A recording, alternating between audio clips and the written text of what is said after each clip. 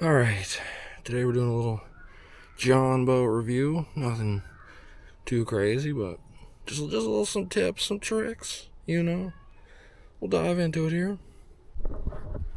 First thing you're going to want to do when you get a ship like this, you're going to want to do some seats, some big seats. And don't cheap out in the seats either. You want a comfortable seat because this is a small boat, so you don't want to get no $20 seat from Amazon. You want to spend some bucks. They're probably gonna run like seats like these. It's probably gonna run, I don't know, it's like 120, 130 bucks. So the mount too. Don't just shimmy them in there. You got to get a good mount. Clean up the bases here. And you don't need a fancy anchor. You just get one of these old. Find an old anchor, throw some old rope on it, chalk it over, tie it there, hooks in the back. Now you're gonna want to get a good trolling motor. This one's a little classic here, a little 30-pounder. You're gonna want to get something a little bigger. Probably like a 65, 80, 85, whatever it is. I think it's like 75, 85. This motor's lasted about 20 years, but Bass Pro Shop Prowler Edition. And when you get a 10-footer here, you don't really use this as a seat. You put your cooler here. You get one of your bodies here. You get you back here. Your buddy, whoever's gonna cruise this thing, with a spider right there. And it's really good for 2 people. If you're gonna do more than 2 people, you'll have the water coming right up to the lip of this thing. So you don't want to overload this. They only hold, I'd say, 600 pounds. I wouldn't go over 600 pounds with one of these. But yeah, I mean, it's good for two grown dudes with your gear. Another thing about the trolling motors is, don't cheap out on the battery, because it's gonna limit how far you can go, how long it's gonna last, how much power you're gonna get out of that motor. You want to get a good battery. Don't cheap out on that battery. It's good for sitting and cruising here, and you see a lot of room. But once you stand up in these in the water, you stand up in this boat, it ain't good. It ain't good.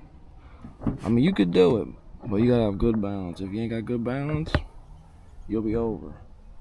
Bring a roll of tape, some cheap tape. Fix any leak in these things. Another important piece of information: if you do get a cheap battery or you're out all day, with a good battery you can last, it depends how much you're moving and where you're fishing, but you get 5 to 10 hours out of a good battery on the low setting. Even on a high setting, I guess you could probably go pretty long. But you want to bring a good set of paddles. A good set of paddles in case you get stuck in some weeds with the trolling motor, you get in some mud, or if your battery dies. So you want a good set of paddles. You can even use like canoe paddles, kayak paddles, just so you have a set of paddles. The space back here in the seat when you're in one of these things, limited, as you can see. Once you get the motor up, it sits about right here. So I mean, it's right here. And you're sitting here. And that space, it's not great, but it fits a battery. You can fit a big battery here, tackle box or cooler, whatever you want. I mean, you got 3 feet of room right here. Now these are good for, you could take them to a big lake, just don't go on a windy day, and you can't really stand up in these that great either. You're gonna be rocking unless you're a real steady guy, but it's lasting. These boats last. I mean, even hitting rocks, ain't no hole in the bottom. Take this thing over plenty of gravel, you don't see no holes in the bottom, nothing. The bottoms of these things are sturdy, and it's easy.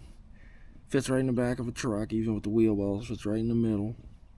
Keep a tailgate down. Only hangs over, if you got a 6, 7 foot bed with a tailgate down, you're only hanging over 1.5 feet, 2 feet.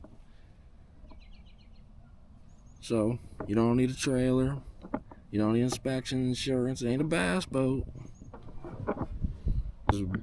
This here is budget bass fishing at its finest.